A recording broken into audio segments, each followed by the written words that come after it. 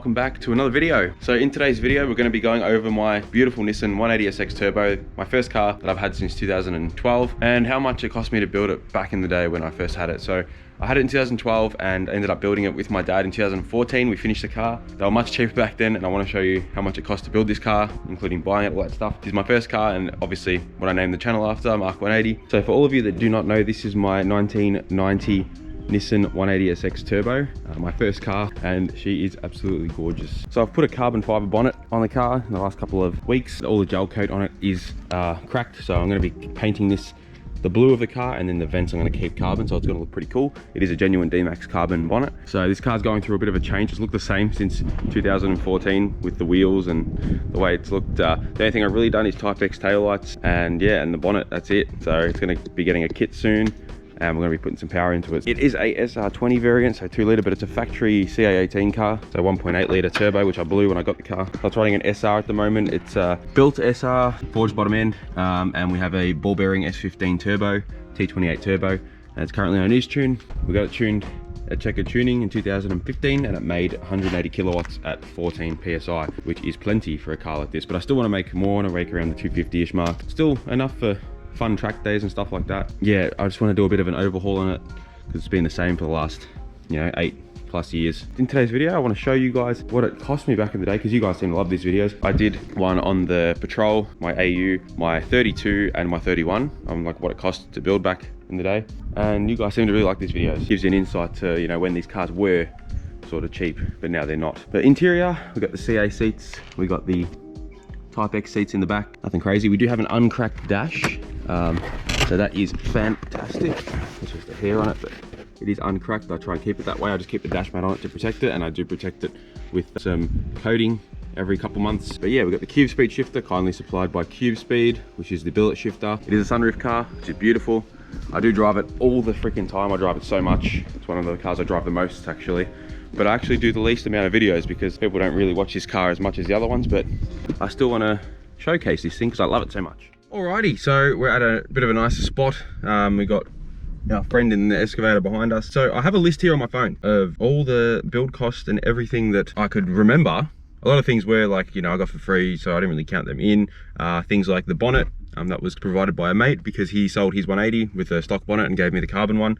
The shifter, so just stuff like that I got for nothing. Same with the dose pipe setup, all that kind of stuff. So first, how much did the car cost? The car itself, I was bidding on eBay. I was in high school, it was 2012. I was bidding between 3 cars. It was an R33 Skyline, an R31 with an RB25 in it, and it was this car, 180. Now the reason I bought this car is because I was actually going to buy an FCRX7. That was going to be my first car, and I got the money out to go buy it. And unfortunately, as I took the money out, the guy said to me, hey, someone just came and put a deposit on it. I missed out on having a FCRX7 NA manual as my first car. I'm sort of glad because I love the 180 platform, and it's a pretty similar looking car, but it's good to have the piston engine as a first car, I would say. So the car itself, I bid it on eBay and I won it for 1,400 bucks. It was running and driving. It was a CA Auto, but after we got the car, we drove it around a little bit and it developed a rod knock, and it actually ended up shooting a rod out the side. 1,400 bucks. The car was full sec spec. It had chromies on it. It had disgusting interior bits on it, disgusting head unit. I still have the 6x9s in the back that the car came with, so I left them on there as a bit of a remnants from when we got it. It was a bit of a crap show. I put a couple of eBay photos up now, but what a time. But you could get a 180 for like a nice one for like 3 to 5k back then, back in 2012. And these are turbo cars, because turbo cars used to be very cheap. And NA ones are more expensive because you couldn't drive turbo on your Ps at all back then. Now, I bought a donor car. I bought an S13 turbo automatic. My dad's friend had it and he crashed it. He had a medical episode, passed out, and hit the corner of a brick fence of a corner house. And I got that car for 500 bucks, so insurance paid him out. I bought the wreck for 500 bucks. It had a hit in the front. It had the SR turbo in it. It was auto. It had all the interior from in this car currently, besides the rear panels, are all from that donor car, and a few bits and pieces for the engine bay and the conversion for the SR to fit in this car. Manual conversion I found on Drift Sales. If you don't know, Drift Sales is a big thing on Facebook. It's a page where a lot of people with Japanese JDM cars, drift cars will put up buy swap sell parts, all that kind of stuff. Things are relatively cheap on there, so that was a go-to back then. I found a manual conversion for $650. I got the front lip and headlight cover because my car, if you notice in the eBay photos I showed before, the front was a bit damaged. It had a four-wheel drive reverse into it before I owned it, and we had to do a bit of massaging for the headlight to fit, and the radiator support was slightly tweaked, that we needed to actually porta power it out and put a I think it's called a tram tool across it to measure it, get it all square. So I got the front lip and headlight cover from a good friend of mine, Nico. He was wrecking a S13 at the time, 180, and I got that for $100. So front lip, headlight cover, $100. Now those front lips are like $500, it's crazy. So the engine rebuild, so when I got the motor in the car, we put in the car and realized when the car had the accident in the donor car, it actually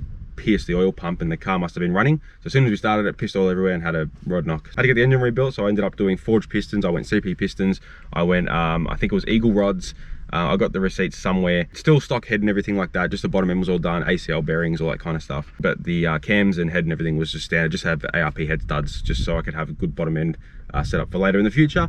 Now that engine rebuild I got done by a friend of mine, so it was pretty cheap. It was $3,700, which is very cheap because like SR's now like $5,000 for turbo ones. So I was really happy to get that done for $3,700 back in the day. It was a lot of money for me because I was only on apprentice wages. I was earning like $13 an hour. I was working at a classic car restoration place, so I wasn't earning a lot of money. But I had been saving from years before because I was a mechanic during high school. Gearbox, the gearbox I got was shot, so I paid $650 conversion, put the gearbox in, and it was peeing oil everywhere. I had to get that rebuilt. Place in Thomastown rebuilt it. I forgot their name, but it was $1,500. So the gearbox and engine are brand new in this car. So clutch and flywheel assembly, I got that for $400. I bought the clutch kit from it was a place off Sydney Road in Melbourne, and it was a brake and clutch place. I can't remember, but they sold the clutch kits. It was quite cheap back then. It was a Exceedy heavy duty clutch and flywheel kit for $400, and still the same one. It's in it today. It's been fantastic.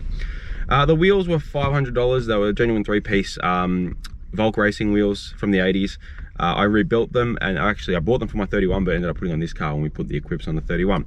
So they were $500. The radiator, I had to put an S14 radiator in this because my other one cracked. That was $100. Strut brace in the front, $100. Paint was good because we painted the whole car. We did a great job. It's actually TH1 blue car, but we actually painted it in the Bermuda blue from the VT Holdens. So the door jambs are still TH1 blue, which is pretty much the same as the outside, but the Bermuda blue looks really good, and we put a bit of a flake through it as well, so it's a bit more purpley than it would be.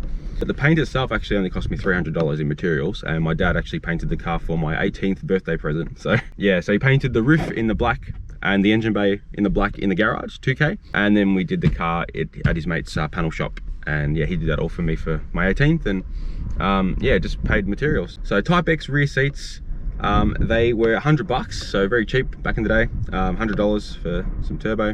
So it's got this wind's crazy. Can you guys hear it? Hopefully it's not annoying, but yeah, Type X seats, $100. Got them from some bloke in Epping. S15 turbo, that was $300. Put all new brakes around for roadworthy. That was $300 for all the brakes. Headlights around, I had to get the headlight bezels. I found them from a Wreckers. They were $150. GK Tech diff bushes, they're $100. Type X taillights, $750. They're a bit more expensive now. I'm pretty sure they're over $1,000 now. Now coilovers, they've got BC Racing coilovers in it. I've got golds. Funny story about that, I only paid $400 for brand new coilovers. So a mate of mine bought a coilover kit for an S15, and they sent him S13 ones. They sent him out S15 ones, and they didn't ask for the old ones in return. So my mate said, hey, just pay me $400 for these ones.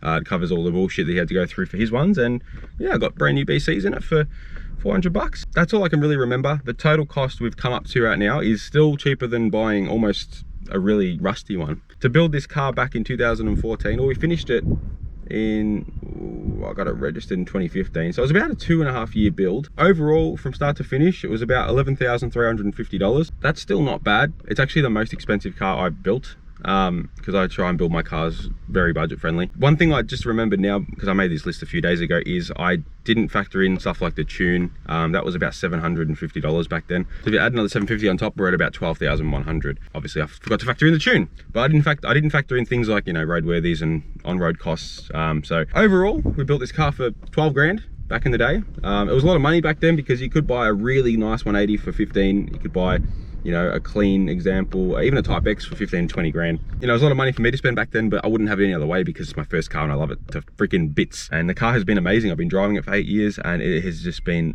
fantastic. I've never had an issue, touch wood, in it. It's always turnkey and go. That's why I haven't really put any more power into it. It's still running, at the moment it's running about 10 PSI, and it's probably making, yeah, around the same-ish power, but I really want to get it retuned and pop the 200 kilowatt mark and see how it goes. And yeah, it's fun to drift. It does amazing drifting. I've done track days in it, grip days. It's one of those all-round cars you can take to the mountains and just drive and have so much fun in it. Yeah, I don't really feature it on the channel too much because we don't really do much with this car. We just sort of jump in it, go to cruises and go to meets and stuff. So hopefully we can do some more in the future when I start doing the kit and putting some more power into it. We'll do some videos on it. Same with the R32 and the R31 when we turbo that. What I think we should do now, because I don't want to waffle too much, you know how much this car owes me now, we go for a bit of a drive and you can hear the whoosh whoosh noises coming from the front.